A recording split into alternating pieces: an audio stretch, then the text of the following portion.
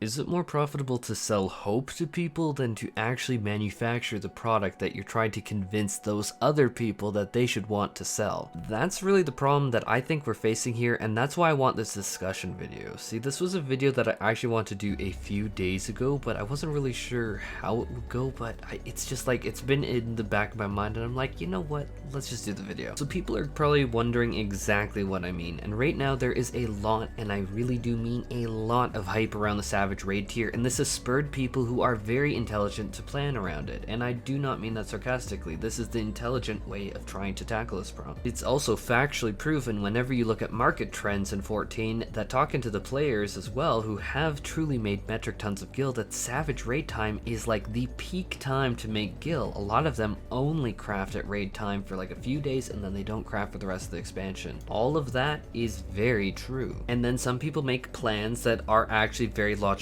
sound, such as storing up treasure maps, which will skyrocket in price come Tuesday. People literally just cannot hold them in their inventory, so that's why you're seeing them so cheap right now. It's going to skyrocket when people can chug through them, or on stocking up specific crafting materials that are almost guaranteed to be used in crafting.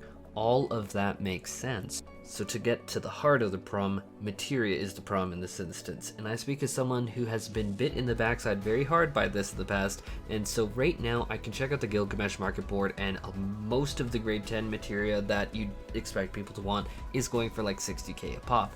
That is what I would call extremely high price for grade 10 materia. But interestingly enough, what has become very popular in many circles that I've been seeing, actively seeing, is that there's this idea of buying materia now is the way to go, because when the Savage Raid tier opens up, we're going to have brand new pent melted gear that all the raiders want, right? Well, first of all, that's not true. Not all the raiders want that. A lot of raiders are going to be going into Savage purely with like the Highland Zodiac gear. Might see some pent-melted here, pent-melted there. Oh yeah, also the normal gear. They're going to probably have body leg piece. I have body leg piece myself. I'm probably going to replace it with pent-melted myself, but a lot won't. But many raiders will want it. That is true. I'll elaborate on that in a second though. It is true, but true to a point. What we're seeing is people buying up material left, right, center in absolutely disgusting amounts that I've seen people showing off on like Discord servers and that, having stacks above like 500 of the maximum grade Savage Aim and Savage Might materia and Heaven's Eye materia, because the main stats that people are slotting is determination, critical hit, direct hit. That's a fact. That is a fact for most of them. Obviously tanks are going to have skill speed, but Black Mage is probably going to have some spell speed, although I don't want to say too much on Black Mage because that is not my forte. But generally you're seeing a lot of these screenshots crop up. And I've seen crazier in terms of the materia stack stored. But what most people are ignoring that are going to be like blindsided by is that even if not everyone has 999 stacks of these materia, is that there is a huge volume of people banking on the same idea of as they are beyond that. Okay, sure, Joe might have 200. Okay, like Serena or whatever might have like 700. Yes, Sailor Moon's even getting in on this. Sailor Moon's cat might even have like only 150. But we're looking at all of these different people, Sailor Moon included, banking on the idea that this is going to be the time to sell the materials, so let's stock up for that. So to be quite direct here, what I am saying here is when patch 6.0.5 turns on and the market board opens, it is going to be absolutely flooded past the point of ridiculousness with materia. We have seen similar happen during patch 5.4 and 5.2 during Shadowbringers, where the prices just crashed prior to that patch. And why this happens, or what you can probably bet on at least one or two people doing, at least out of how many people are on Gilgamesh, it's like perpetually in queue. I mean, during prime time we have still yesterday I think I hit like a 3,000 queue and I wasn't even at exactly prime time. But like, all it takes is one person to be like, I'm putting my materia 1,000 gil less. Then another person, oh, I'm gonna put 1,001 gil less. Oh, that person's gonna get pissed off. Now they're gonna do it 500 less than even that. Oh, let's let's do 1 gil under that, and then you just see it go lower, lower, lower, just because it's like this undercutting frenzy. And just with the sheer volume of people banking on it, you're also going to have people going into panic mode, going, oh my god, I was buying grade 10 materia at 60k a pop, and now they are 30. Oh my god, I need to sell these now before they crash to 10. And this is going to be even more exacerbated because we have seen so many players come from World of Warcraft who aren't familiar with this happening on the market board. And then they're gonna say, oh my god, I spent like 50 to 60k gil on these materials, it's 30k, this is like the worst case scenario. Flood the market board, and then it just turns into panic, and more panic. It's kind of cute because I know that some people have like actual stock market stuff, and they're probably just like, oh god, panic selling. Don't turn on the final song because you'll get some people transforming. But in spite of this, so many people are spurring others to buy more and more ahead of time to sell after the patch, which makes me think they're doing what I'm doing right now, which is selling before because we know that it's going to crash and then stabilize permanently for the rest of the patch. Like grade 9 materia, that is going to fall out of favor so fast, as it always has, because it's only useful for pentamelding. When the raiders have their best in slot pieces from either raid or when they have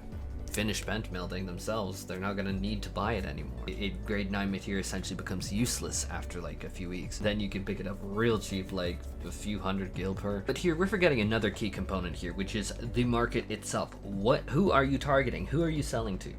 And so firstly, many raiders who plan to take it quite seriously don't even buy pentamelded the first day. That is a very specific type of world first type of raider that buys it when it's 1 million gil a piece. It's also a working day, and most like raiders, even if they aren't like 40 hours a day like streamer kind of types, they are gonna probably be doing a working day on Tuesday. It's not likely that they're going to be on first thing in the morning to buy off the market board. Heck, is even raid day explicitly on Tuesday for many groups, even if they are like off work. Maybe they don't raid until like, how to say it?